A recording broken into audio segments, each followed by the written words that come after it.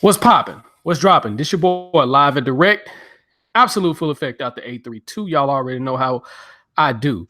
Live and direct with my boy out the 662. Y'all already know how he do. You know what I'm saying? Boy, live and direct. Hold on. I got an echo. My bad. Y'all already know how. Got an echo. Okay. We got that together. But yeah, I'm with my boy out the 662. Y'all already know how he do. What's popping and what's dropping, Craig? Man, not much, man. Enjoying this little old weather because I'm gonna let the viewers know.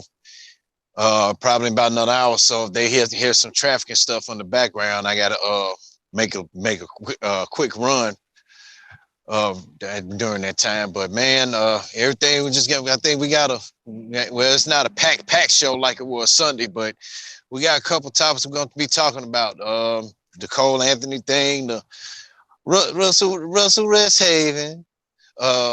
What I think about his legacy. Jimmy's going to tell us about Russell Resthaven's legacy in one word. I have a fan question in regards to, based off an old show that I did when I talked about opening up my dad's Smith painting business, his books, in regards to what was the downfall and a whole host of other things and stuff like that. So what we're going to talk about, Jimmy? Okay, well, what I wanted to start with was let me scroll down real fast if I didn't freeze up. Okay, I wanted to start off with Russell Resthaven because you know what I'm saying, I know I talk bad about Russell Westbrook.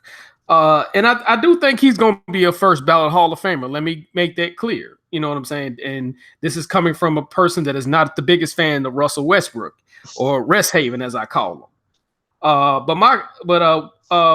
What is your take on his legacy? And what is your take on some of the criticism that he has accumulated?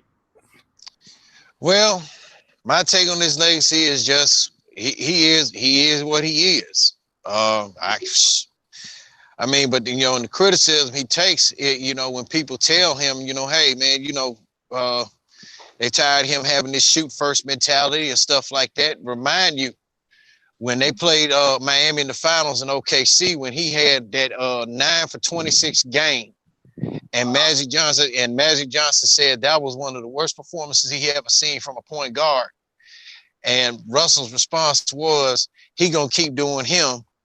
He gonna keep doing him. That's the way he played, whether people like it or not. So, and when you had that type of mentality, man, that's not gonna get you any. It'll get you some fans, but then again, it's not gonna get you any kind of fans. I.e., like with the media and people like that. I read, his play, he, you can tell, like, from what you read about him, off the court, he's a good dude. But then when he gets, on the court and stuff like that, he's just a total different person. So if I could sum up Russell Westbrook's legacy in one word, crazy. Yeah, for me, like I said, I think he's going to be a first ballot guy. But my issue with Westbrook is, will he win the championship at the rate that he's going, especially him being the main guy? No.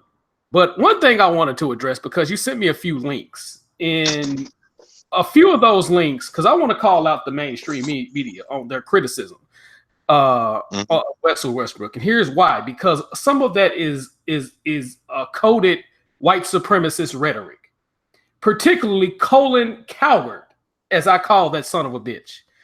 Now, I'm going to criticize Russell Westbrook for his play on the basketball court. But when it gets personal, when it gets to where you're talking about, well, he's always into it with fans, bitch, shut your goddamn elderly Dolph Lundgren with gray hair looking ass up, motherfucker. I just get sick of Colin Coward, particularly because one thing about that racist son of a bitch, and I'm saying it live and direct, that motherfucker is 1,000% racist, because he said some real fuck shit about some boxers that I didn't sit too well with.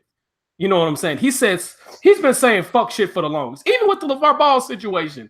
LeVar Ball, you sound like you're swimming. LeVar Ball is not the best guy in the world. I'm gonna be dead honest. But when it gets to where you're playing racial politics, especially with that blonde head heifer that be on his goddamn show, I have a fucking problem with that. And that's the same thing when let me correct you on that. Where Joy Taylor took her spot. But I don't give a shit about that. I don't give a shit about that because first of all, this woman was playing racial politics with LeVar Ball. I understand she's been replaced, but my problem with Colin Cowherd and the rest of these media people toward Russell Westbrook, it is clearly racist. You know what I'm saying? Now you don't gotta say the big words like monkey, coon, nigger monkey or whatever. You don't gotta say any of that for that shit to be racist. You can tell just by the rhetoric, because even with bitch Eisen, you know what I'm saying? That motherfucker said some shit. Well, why is he so angry all the time? Bitch, shut your goddamn a broke ass Dan Aykroyd looking ass up, motherfucker. You know what I'm saying? I mean, the dude and then the guy he was interviewing, who was from I want to say the Oklahoma City Times. I'm not sure it's a local newspaper, local media market. But this dude has a history of saying fuck to players, not just to Russell Westbrook, but to this guy. So my problem is when it gets outside of basketball, I have a major problem with bitches like Bitch Eisen and Colin Cowherd. I don't even take Colin Cowherd serious no more. You know what I'm saying? Because his shit is racist, for lack of a better term. And no, he's probably never said the N-word on live television, but it gets so close to borderline N-word. I have a problem with it. I'm gonna always criticize Russell Westbrook for his shit on the court. But when you use that situation that happened in Utah against Russell Westbrook, I have a problem with that.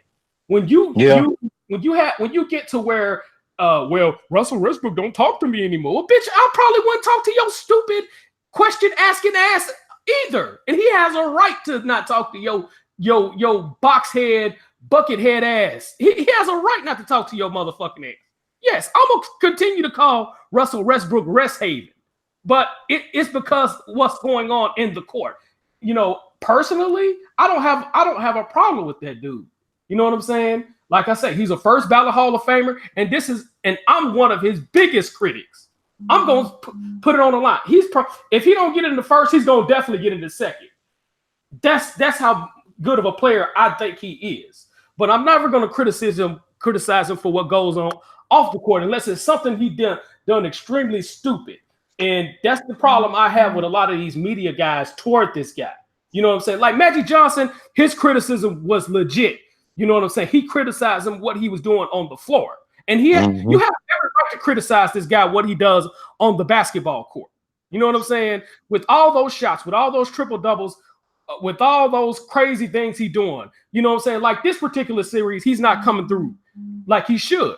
You know, 14 points from a guy who's used to scoring 25, 20, no less than 20 a game is unacceptable for a guy like Russell Westbrook, a.k.a. Russell Resthaven.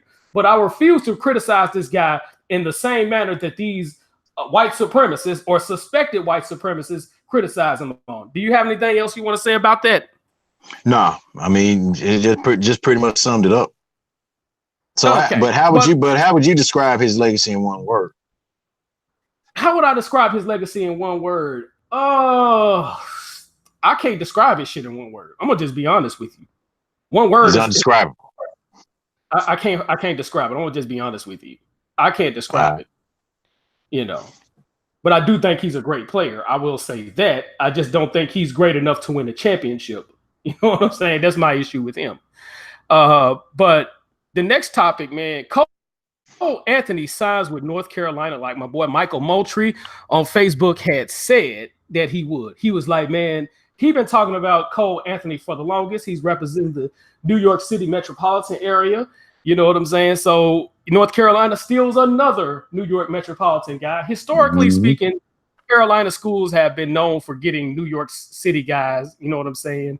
Along with the blue bloods like Kentucky and all those other schools. But this time, Carolina wins the battle of Cole Anthony. What is your take on Cole Anthony from what you see? Have you even seen film on him? I mean, what is your take on this particular signing? I haven't seen film on him, but I will. But based off what I've been reading up on him, man, he's a damn good player. They say he just got a few things to improve.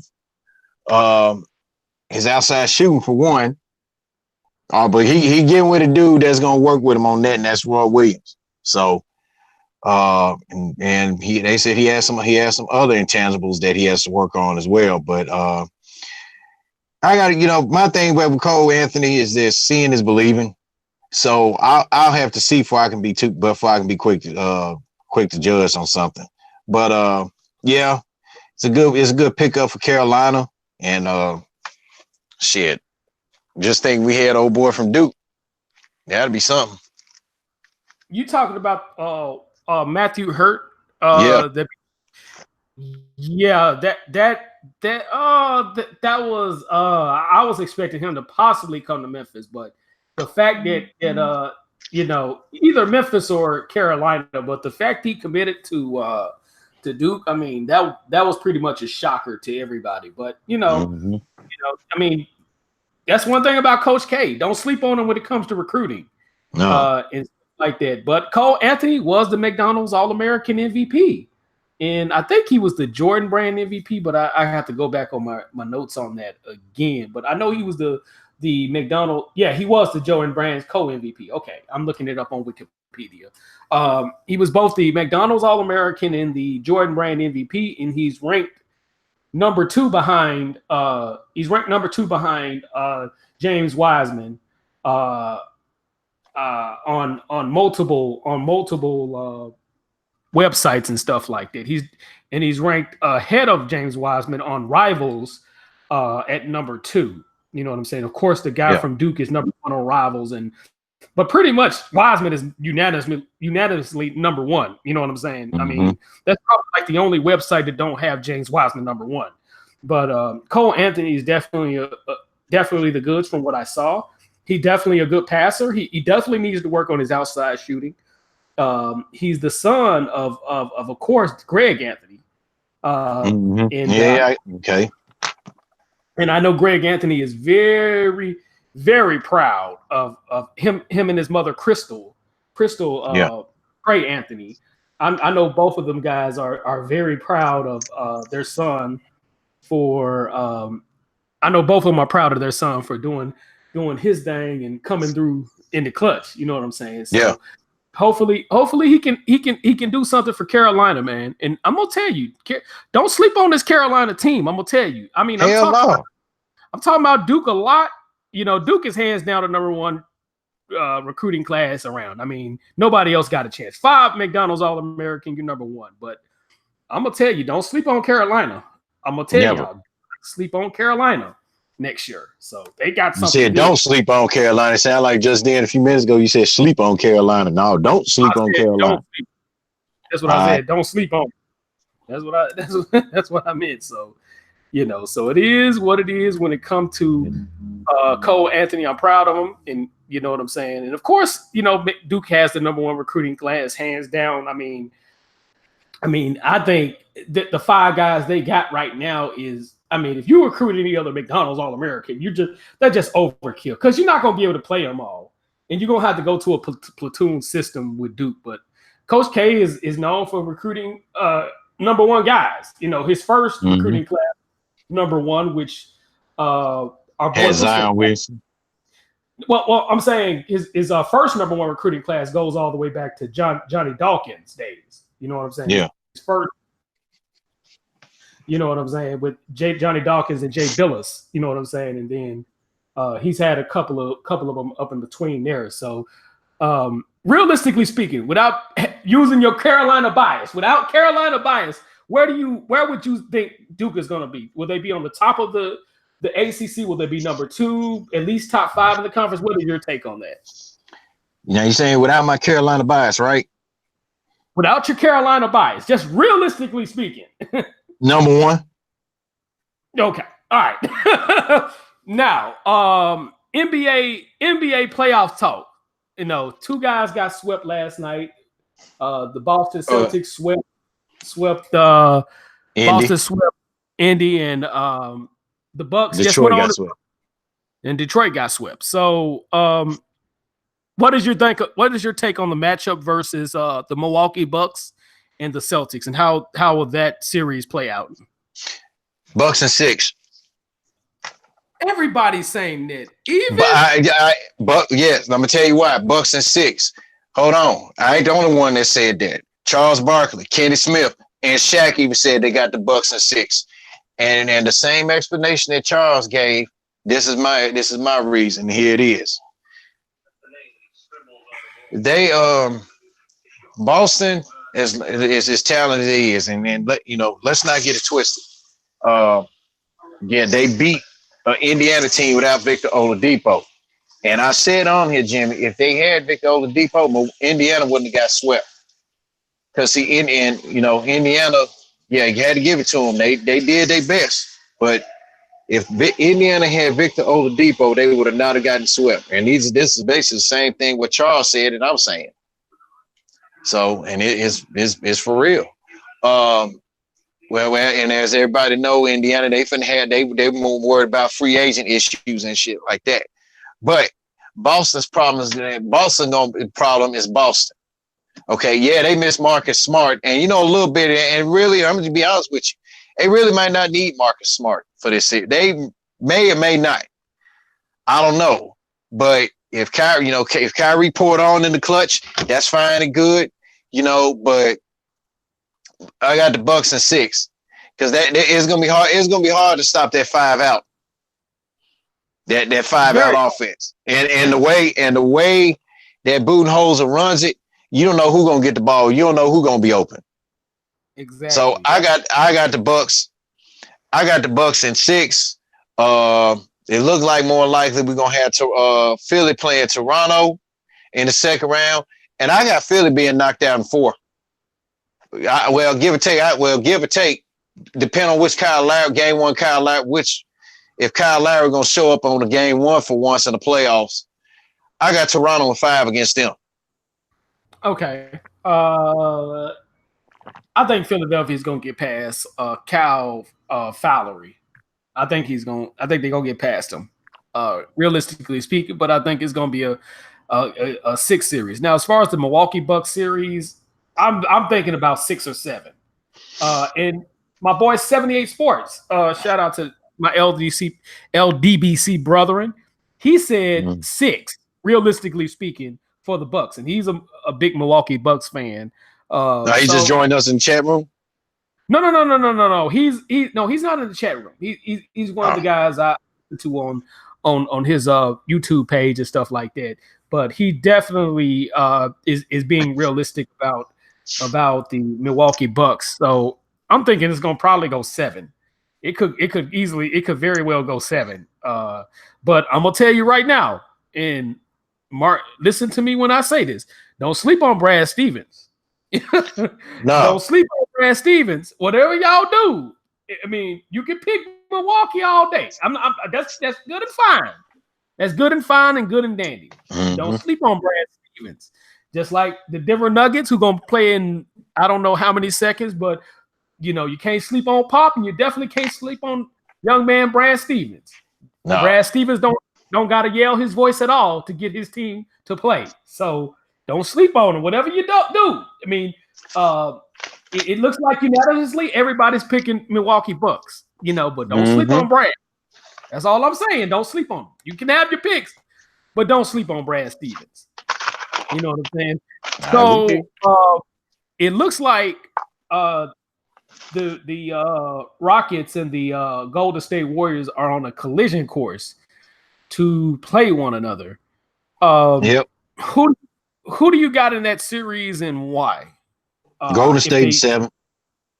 Golden State is 7. I say the same thing, and And here's why: Houston don't know how to. Mike D'Antoni don't know how to make no adjustments. They don't. And you know something. The only person that knows how to make an adjustment is Chris Paul. I think if Chris Paul played the way he did last year, they have a chance.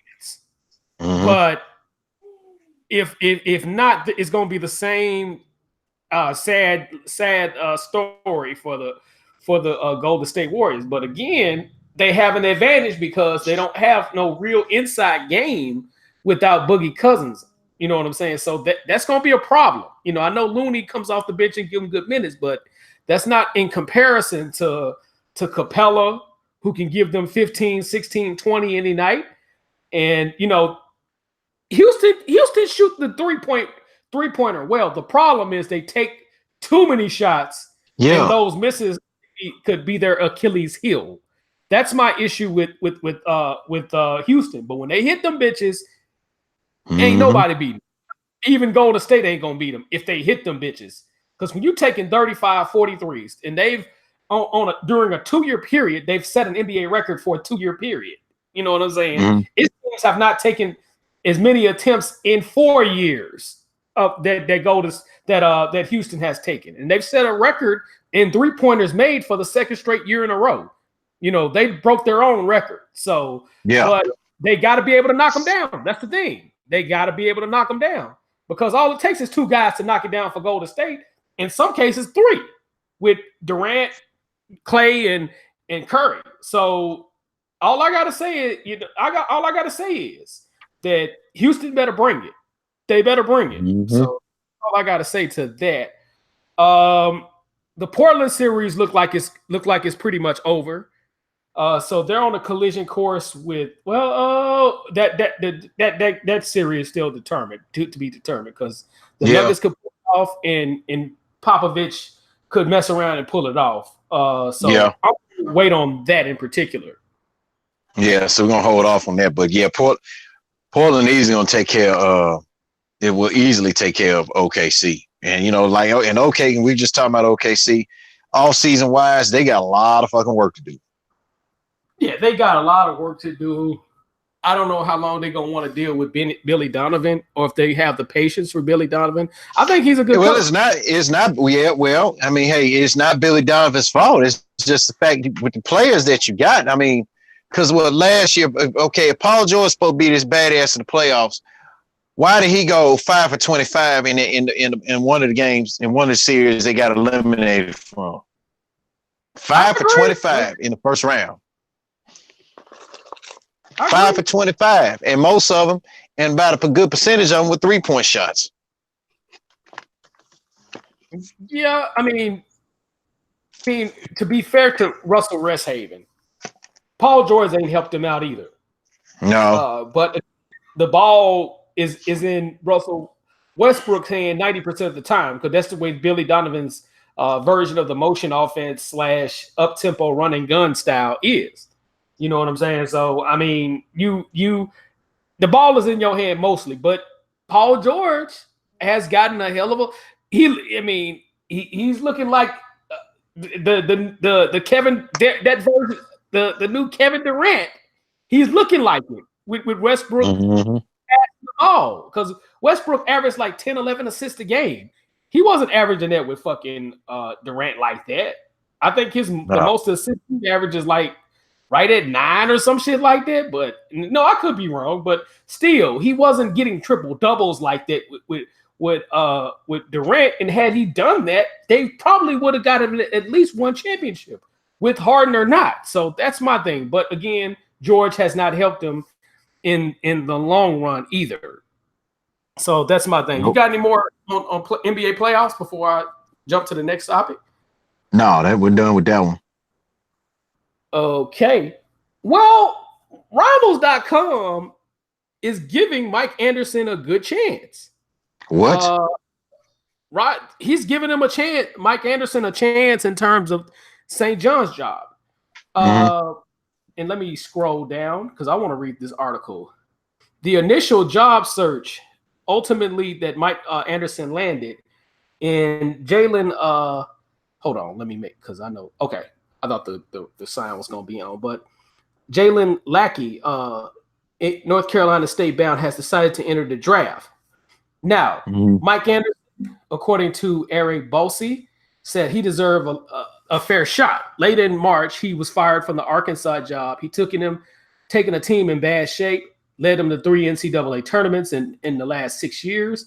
He has recruited well, even with a down campaign of the 2019 season. He looked very consistent and experienced, like he did at Missouri, and UAB. At the very least, he's a man deserved another year. Well, yeah, that could be argued, but that's argued. That can be that's yeah, That like could you be said, argued. that can be argued. That could be argued. But I was surprised last week when college assistants called me to ask about Mike Anderson and would he be good for this job? And I said yes, he'd be good to work for, but he's currently out of a job. This is at the time that before St. John's made the decision, and then he was going to be the guy to replace. In 24 hours, a deal was done. Mm-hmm. And there are some fair questions to ask about Mike Anderson getting the job. Can he connect with New York? How did the search get to him? And I'm kind of curious to find out myself. What I don't need to find out is whether or not Anderson can win. He's a 65% winning percentage, including 9 appearances in the NCAA tournament, with taking all his teams to at the 3 stops that he made, all of them to the NCAA tournament. He took a difficult situation in each program, and he said, "I hope he get a fair shake." And he's pretty big on rebuilding ahead. Yes, is he going to do good in this city? Yes. In a region he has not heavily recruited. Even though he's recruited Kareem Reed, who was a McDonald's All-American, he does deserve a fair shot and a fair chance. What is your take on this article?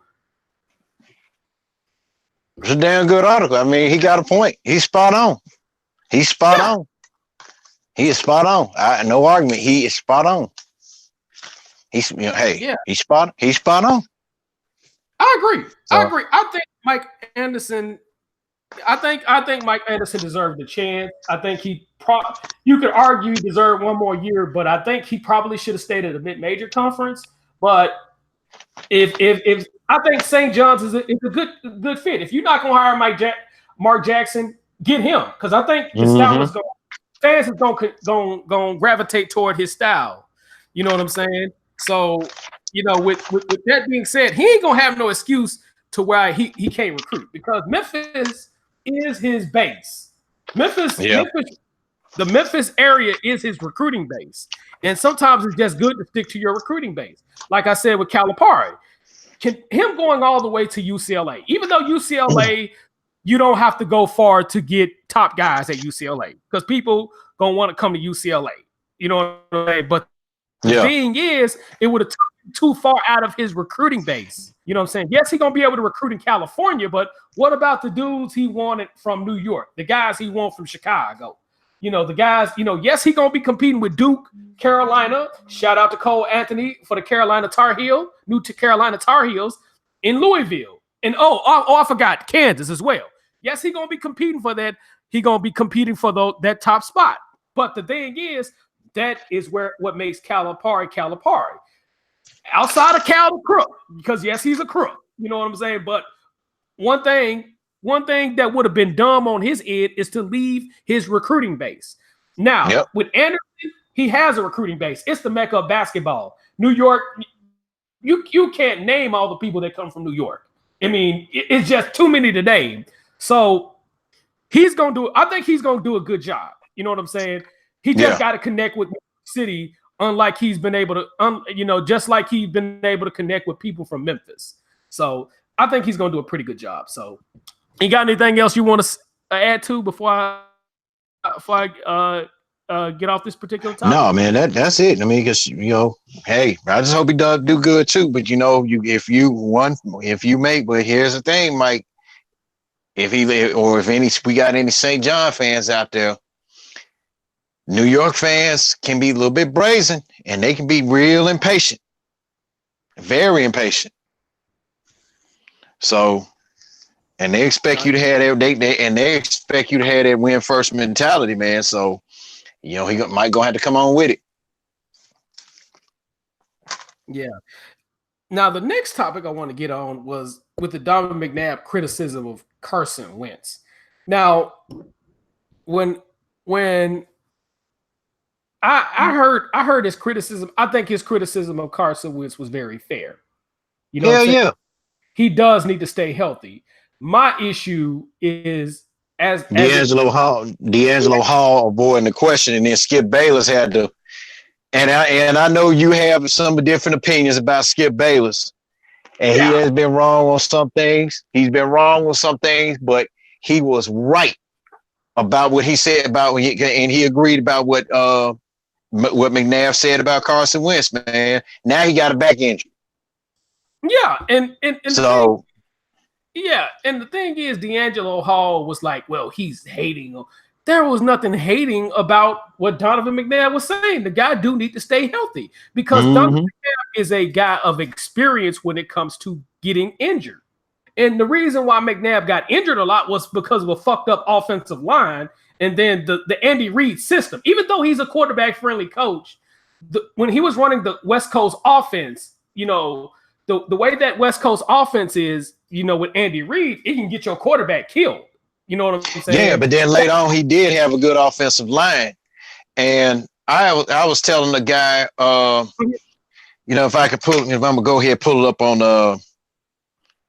YouTube if I can, and make sure your mic don't be swimming, because I ain't gonna try to cut it on. Can go to my YouTube inbox. You just need to hurry up and pull up. Shout out to my boy Zeke in the chat room as well. He's in the chat room, so shout out to that brother, man. He said he can't be long because he's from England. Shout out to the brother. Now what's going on, Zeke? Let me pull it up. But I did make a point. I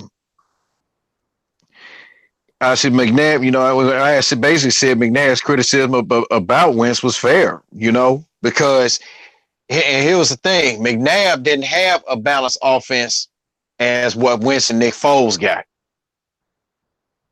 Because if he had an offense with that much firepower, McNabb would have had about at least 2 or 3 Super Bowls. Yeah, McNabb's biggest issue was his line, because his line did lose some of those games. Now, the game against the Cardinals, I say he lost that game. He definitely lost. He came back, but he lost it. He had a chance to win that game, and he lost it for him. You know what I'm saying? So, I mean, he had a poor line, and that shortened his NFL career, because I think he would have had a prolonged NFL career. It's just he got injured too fucking much because of that damn line, and then Philadelphia didn't want to deal with that, so they was like, shit, why not put Michael Vick in that position? And I will respect. Right. I will respect Donovan McNabb for sacrificing his position, because you know what I'm saying. Had Michael Vick not came to Philadelphia, they probably would have gave him a couple of more years. But you know, it is what it is when it comes to Donovan McNabb. But my issue was with D'Angelo Hall. I mean, that was he's not a hate. He wasn't hating on the dude. Wentz should be proud that he won a Super Bowl. He should be proud that Nick Foles came through in the clutch and played like he did the year he took Michael Vick's position and won the Super Bowl. You know what I'm saying? Because everybody can't say they won a Super Bowl. Yes, he was on the bench. It's some guys that go bench hopping and can't win a fucking Super Bowl, and they can go to the best team in NFL. So Carson Wentz ought to be happy that Nick Foles came through and won the Super Bowl for them, because I'm not sure if he could have took him there himself. But Nick Foles was hot. You know what I'm saying? He kept up with New England. He did his thing, and he won the Super Bowl for him. So go ahead, brother. Now this is what I said. It was a response to it. I said in those 4 years, Philly went to the NFC Championship. 3 of those years, the Eagles had a top 5 defense under Jim Johnson. The problem was with the offense. If McNabb had a balanced offense like what Foles and Wentz had, hell, he would have had 3 Super Bowls. And they were saying, and somebody, I replied to this guy, because they said once once JJ passed, it was a wrap for the D, but the offense was beasting. And I said, correct. If this damn thing stop fucking around. He said, correct. When Jim Johnson passed away, Sean McDermott was supposed to follow the JJ philosophy, but he changed it up, pissed Andy Reid off, and got fired in 3 games. Oh, man, that's crazy. He pissed Andy Reid off, because he told him, man, to stick to what Jim taught you, stick with the playbook. And McDermott wanted to run some shit he didn't have no business running. Exactly. So that's when Andy Reid fired, and he promoted the fucking offensive line coach to defensive coordinator. What's his name? Joe De Castillo, something like that.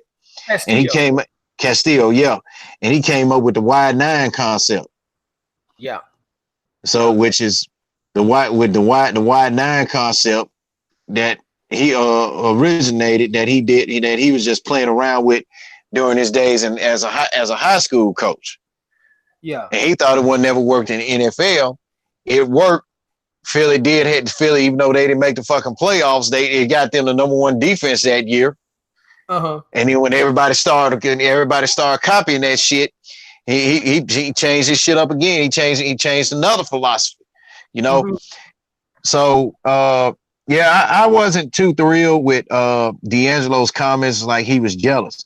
Now I'm admitting on here, D'Angelo has kind of grown on me a little bit. I'm not saying on me a little bit, but as a player and how he was, as a player, he was a dick, man. And because he was a dick. He even said at Virginia Tech how he treated some of the guys. Said he was a bona fide dick. When he was with the Falcons, he'd be bragging about he the only one that could shut T.O. down. But if you was able to shut T.O. down, the man stayed burning you for over 100 yards. Exactly. And really his best seasons when when Jay Gruden moved that man from cornerback to strong safety. And he was killing. So yeah. I mean, all D'Angelo had was really speed more than anything. Was he a shutdown corner? That could be debated because I don't. That could be debated. I can't see him as a shutdown corner, but I could see he was an effective corner, but he wasn't a shutdown guy.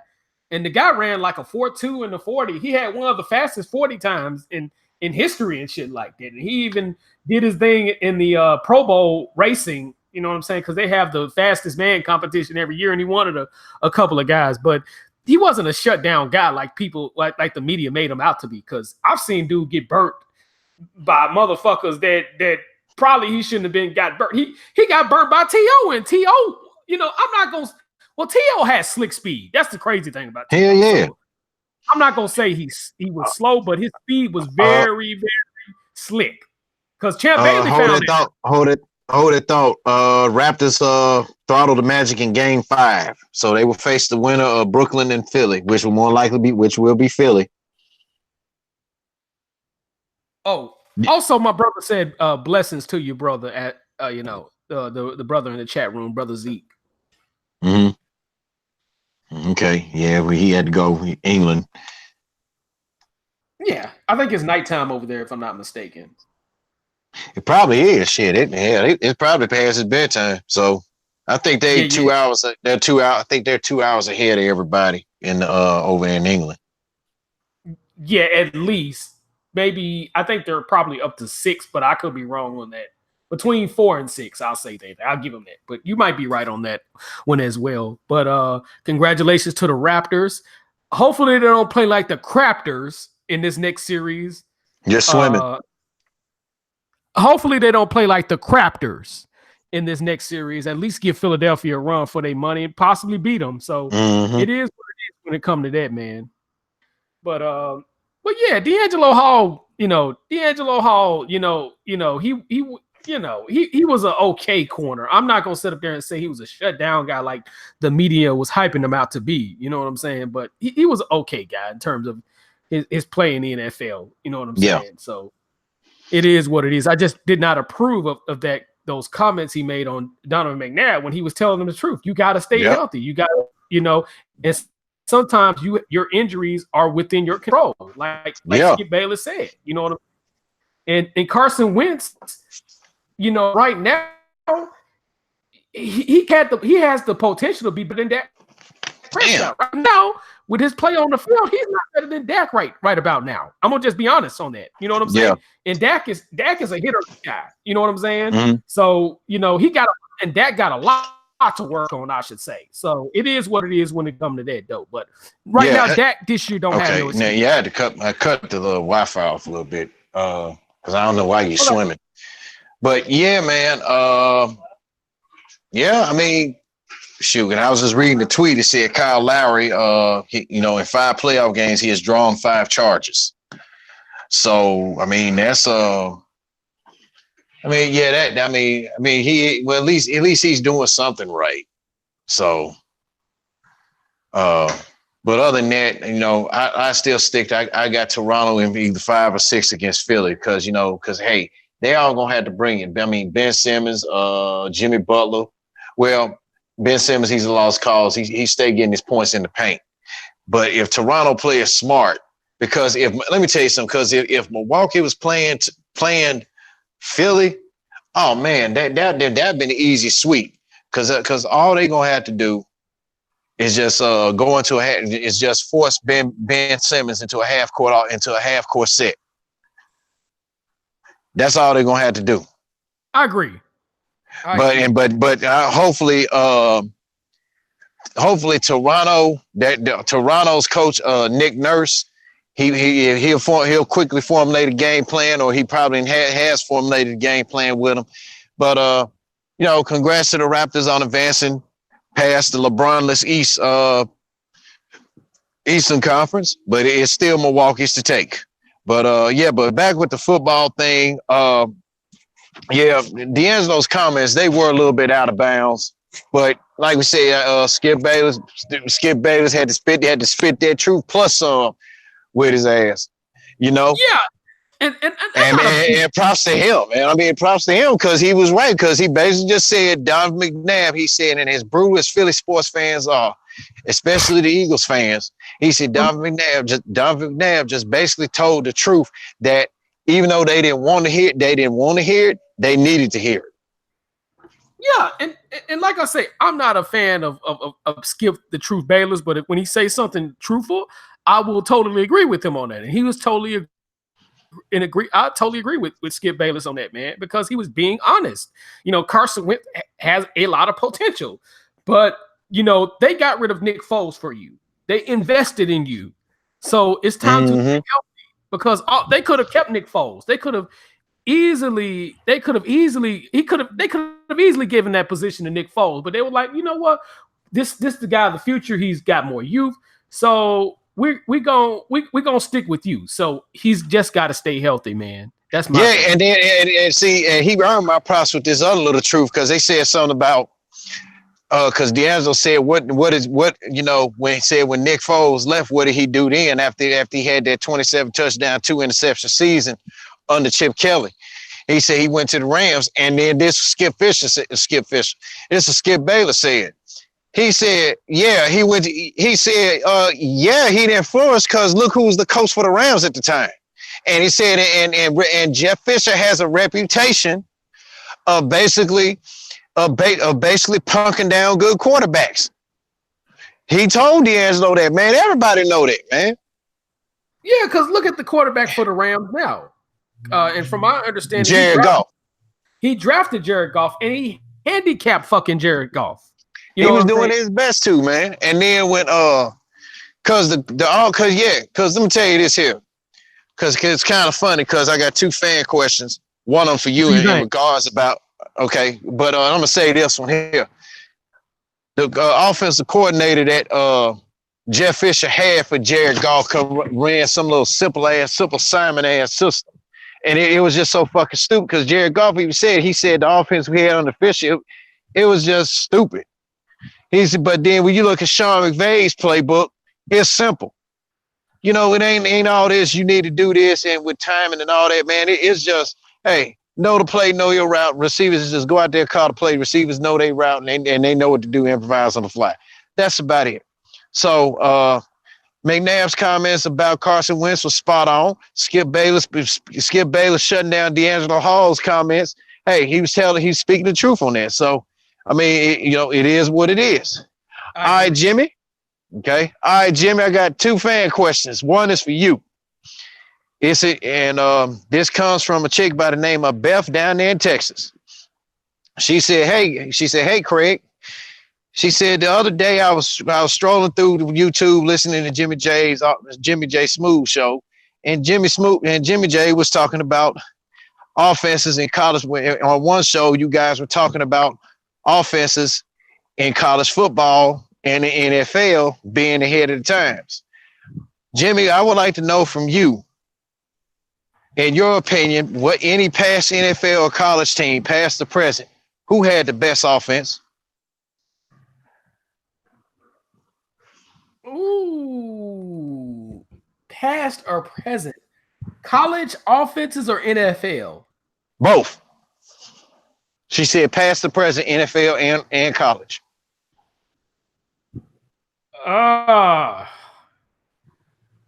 If I'm gonna say who had the best offense,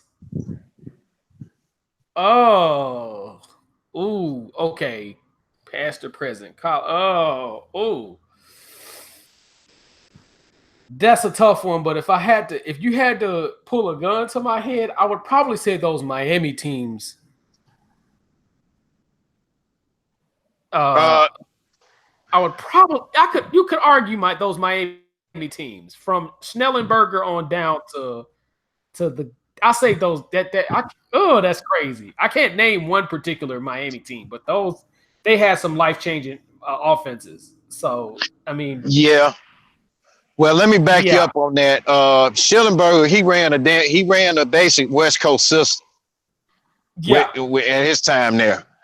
Then when Dennis Erickson, he ran like a West Coast system, but it was more tailored for the it was a one-back system. You know, he used a lot of one back. He was a one back and shotgun. Butch Davis / Larry Coker, they ran straight up pro style with the pass, using the pass to set up the run and whatnot. So yeah, I have to go with you on that. I think the best offense to me, in my opinion, college wise, past to present. You ready for it? Go ahead. Florida, Steve Spurrier. Fun and gun, baby. Fun and gun. I'm not going to argue with that because his offense, and people slept on the running game. The running game he had. Yeah. That's the crazy thing. His running game, he threw the ball so fucking much that people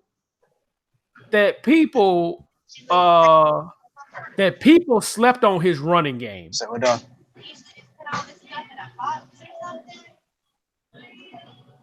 I just want the keep talking, Jim. Now I just want the chicken and the pizza sticks and puffs. I don't want that. Oh, hold on. Chef's fault. Okay, all right. I got it. Yeah. So, yeah, I got it. Yeah. Okay. Yeah, but yeah, I got to go with the. Like I said, I got to go with the. Let's go. I got to go with the Steve Spurrier fun and gun, bro, because. I mean, they always talk about he did use some West Coast offense principles in that and whatnot, but you know, he was more of one back and everything. Yeah, he was more. And I was saying he was more of one back offense. All right. Thank you. All right. He was more of a one back. He was more of a one back offense, and what else? And like you said, his run game is pretty good though. I mean, to be a one back offense, his running game was killer. And that's where Taylor came out of. Fred Taylor came out of that offense, and he was a pretty decent NFL back. So yeah, that offense was a killer, man.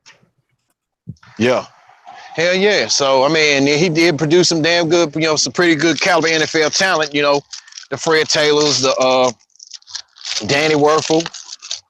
Shit, he had some good ones. Shout out to my boy Jacquez Green. We follow each other on Twitter now. He was damn good receiver too, boy.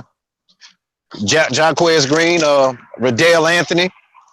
Ike Hilliard. You know, Ike Hilliard. Played on that same team. And those boys, we talking about block burners. Those Lito and I call him Cleo Shepard. Yeah. Don't forget him. Oh yeah, and he was a pretty good NFL corner. You know what I'm saying, in his day. You know what I'm saying. So he wasn't bad at all. So I have no problem with either one of those guys. But you know, from Florida, you could argue Florida's teams, and you could argue the Tommy Frazier Nebraska teams. You could argue that too, because he was a better passer than what people realized. Because they ran the ball down people's throats so much they forgot he could throw that motherfucker. You know what I'm saying? Yeah. Florida State had problems with Tommy Frazier and damn near beat them. Had the field goal kicker didn't go wide right. So you know what I'm saying? It's quite a few guys, but like I said, if you pull the gun to my head, I would have to say those Miami teams that won the championship. Yeah. And then as far as NFL goes, shit. You may kill me for saying this, Jimmy. The New England Patriots in 2007. I'm not going to dispute that because they were putting up 50 points on everybody. So I'm not even going.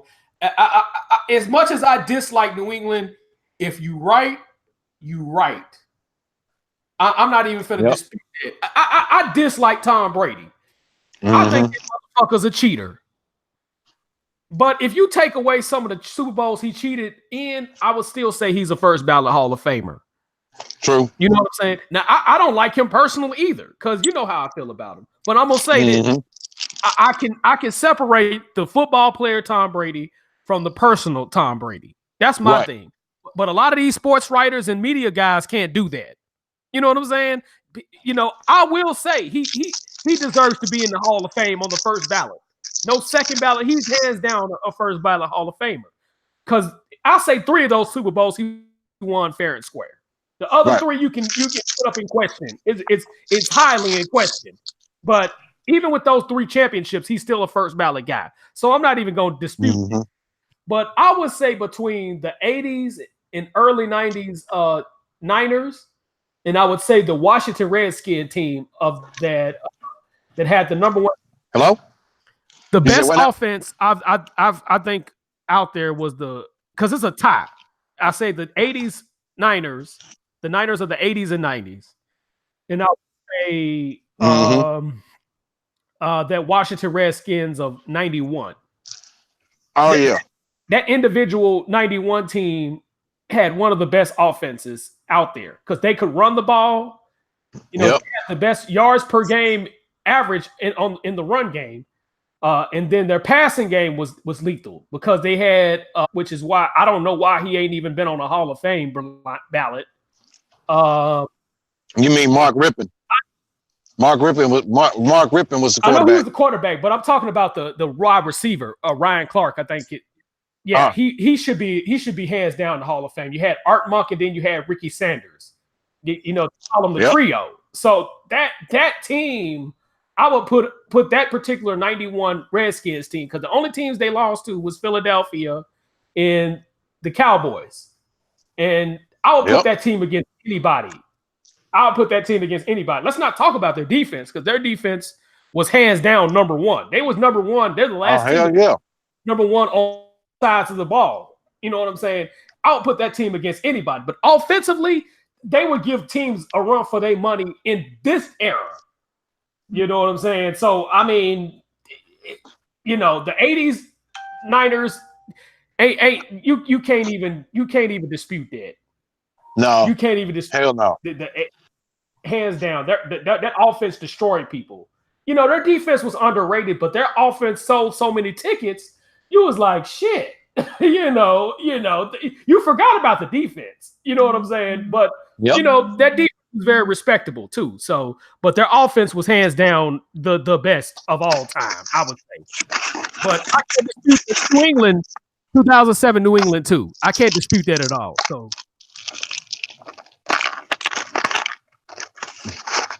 most definitely, sir. This one coming from a guy in Memphis. Excuse me, y'all. I'm eating some bird. Some good ass yard bird that was about to throw away up here at the stove. Shit. This comes from a guy by the name of Tank up here in Memphis. And the subject of it is, what happened to Smith Painting? It said, "Hello, Jimmy. Hello, Craig." It said, I recently listened to an episode. I'm going to say issue. I recently listened to an episode of Craig's Let's Draw Something podcast when he took us back in time by opening up the books of his father's business of Smith Painting, how much he charged and whatnot. But he never came out and told us what the downfall was with the business.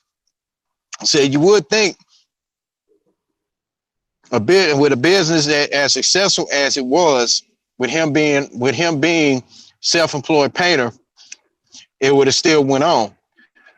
Craig, what I'd like to know from you is what was the downfall or downfalls to his business, and do you think he should have done better with some things? Let me answer this second question first. Yes, and I'm explaining why. But it was a whole lot of things attributed to his downfall. One, beside the fact that my pops had found out he had lymphoma, which was too much, too little, too late on that one. I'll dwell in on about that one. When this lady, I think I did tell the story on this, but not in detail. So this old hood rich ass woman had hired him to do some work, and he couldn't pay. He couldn't finish the job because you cannot paint out in cold weather, let alone when it's raining and shit. You can't do that. Now if you are gonna paint cold weather, it's gonna have to be in the inside. But outside, and then when it was raining, and as funny as Memphis weather is with the cold, especially when it's getting ready to turn cold and whatnot, and then when you got freezing temps on top of that, yeah, that's gonna be a problem. So she called herself so to make a long story short on that one, this is reason number 2. She called herself trying to sue my pops for a bad business practice or something like that, and then pops countersued by saying, and then let alone she put in a bad word in about the man about his business and stuff like that. But my pops, he countersued by saying, hey, punitive damages and defamation of character. So on that regard, in which he won. That's good. So and which was really quick, fast, and in a hurry and whatnot. And the third thing was his best helper, a guy by the name of Monk, had all of a sudden had passed away. So, and people he would try to get, would tell him, yeah, I'm gonna help you and this and that. But then when it come to time for him to go and whatnot, and then for him to help, so they can go ahead and do the work, they would either no show or have an excuse. And then there were times, man, Apostle had to do like some of the jobs for himself. Now, there were some people that would ask me, well, CJ, why you just couldn't stop what you was doing and help your dad on some things? Okay, keep in mind, I was going to school at Remington, and there were some things I just couldn't do. I can't be at 2 places at once. Mm-hmm. So, yeah, all them little factors attributed to the downfall there. But I'm gonna get back on the second question I did answer first. Were there a lot of things he could have done better? Yeah. He should have listened. He should have listened to my mom's more on some things. With as far as like when he was having that recurrent cough with his cancer and stuff like that. He should have tackled that before it, became bad and it attributed to a whole lot of fuck ups and this shit. And then he started doing some dumb shit. But to me, yeah, that was one thing he should have did better, which was listen. And then second, man, my pops had an ego. My pops had an ego that was about as big as all the oceans. Okay, couldn't tell him nothing, because I think where he really messed himself up at, I'll say it, he kind of sold himself out. These realtors that's in charge with the apartments that I'm currently living in now, they're called Mikowski, Rangel, and Greenberg. Now, he went to work for them. And my pops has known sometimes let his actions and let his mouth write a check he couldn't cash, but he still tried to cash it anyway. Mm-hmm. Okay. When he started working for MRG, McCaskill, Miguel, Greenberg, that's the realtors. Like I said, they got apartments here in South Haven. There's 3 apartments they got here in South Haven, and they got a couple over in Memphis. Okay. Now, when you work for the realtor, if you're working with the complex or whatever or whatnot, you get you only pay about at least 60% of your monthly rent. Mm-hmm. Okay, now that was like per tenth of the deal, and then plus he was contracted, so he was getting paid too. So Let's just say, man, he really fucked that up for himself on that one, and that pissed me off. And I was rubbing. I said, Pop, how can you fuck up a job, man, when you only just paying 6% of your rent? Your rent $690, and you only just got to pay 60% of it. How can you mess that up? Because he would, and all of a sudden, he would just, he would no show for he would like no show for jobs, would show up late. Couple times he showed up inebriated, drunk, and whatnot. But that attributed to his downfall. And then, like I said, there could have been some things he could have done better. And him, if he had listened, that could have been one. If he had listened, that could have been one. He did. No, let me ask you this. And I don't mean to put it out there like that, but he did have a drinking problem. Is that correct?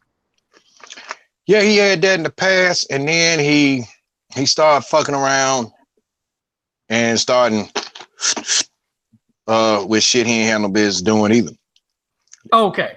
You know that's why I did that. Yeah. Gotta go into details on that. But I think you recall. I recalled you saying he had some type of drinking issues in the past, but you don't have to go into. Yeah. So, okay. Let me put it like this. Let's just say FDA decided to legalize something they ain't got no business legalizing. Yeah. Yeah. So I feel you. So I mean, yeah, but it is what it is on that, man. Damn, what else I got? I mean, we didn't talk about everything about with the playoffs and stuff like that. Yeah, we done ran through my topics within less than an hour. So if you got anything, I mean, I ain't gonna stop you, Man, I'm trying to think of what else we could talk about, man. Shoot. I think that's about it. Just them 2 fan questions. That's about it. Damn, we ran through this shit so fucking fast. It's crazy. I got people texting me now and shit. It's like, damn, I didn't, because I thought it was gonna be at least an hour and a half, and then we, okay, let's see, can we run through this shit? And I wasn't trying to either. It's just I wasn't trying to either, man. We just got on the roll. Yeah, so it is. Because my thing is we got 5. We live, baby. We got 5 topics. We gonna top this. So it is what it is, man. So are you sure in the back of your brain you don't have anything else before I close that? I got nothing. Okay. Well, if you don't have anything, this your boy, live and direct, in full effect out the 832 with my boy out the 662. And y'all already know how both of us do. If y'all have any fan questions, holler at my boy Craig. You have any, you can also email me at jimmymacwright@gmail.com. You know what I'm saying? Don't be scared to email him, y'all. Don't be scared to email him. Email me. Just don't send me no new pics because, it is what it is. Shit. But anyway, you know what I'm saying? This is your boy live and direct out the 832 with my boy out the 662. And y'all already know how both of us do. Good night. Don't drink and drive. And stay away from them goddamn drugs. Peace out. Damn right. And the pleasure has been all yours.